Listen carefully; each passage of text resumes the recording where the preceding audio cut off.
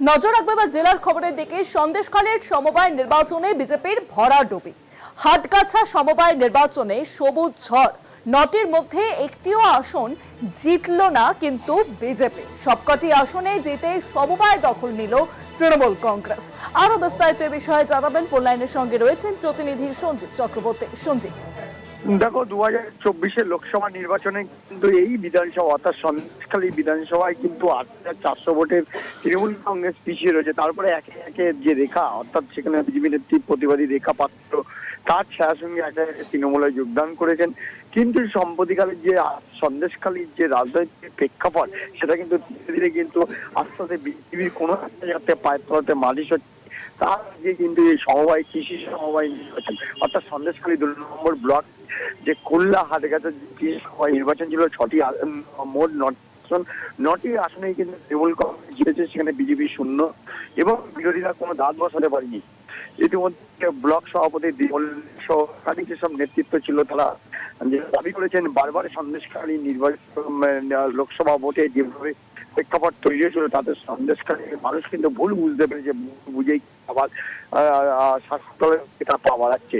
সেটাই কিন্তু তার উদাহরণ হিসেবে তারা আজকের এই নির্বাচন জয়ের মধ্যে তুলছেন এবং সামনে 2026 যে বিধানসভা নির্বাচন হয়তো যে সন্দেশখালীতে তৃণমূল কংগ্রেস যে প্রার্থী হবে রাজনৈতিক ভাবে সেটা কিন্তু এই জয়ের মধ্যে দিয়ে উঠে আসলো।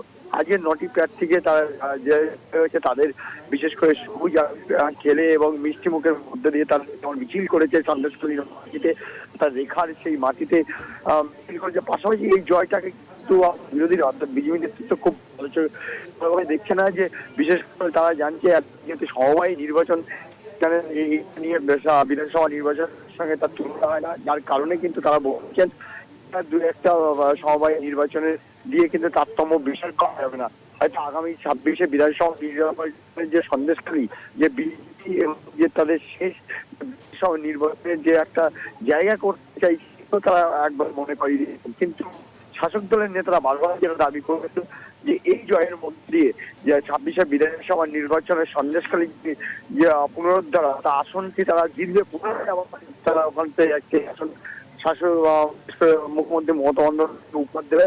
তারা আজকের এই যে উৎসবের মধ্যে দিয়ে তারা এই বার্তা সন্দেশখালী মানুষকে জানিয়ে দিলেন। শুভঙ্গী, অনেক ধন্যবাদ সঞ্জিত। ফোন লাইনের সঙ্গে ছিলেন প্রতিনিধি সঞ্জিত চক্রবর্তী।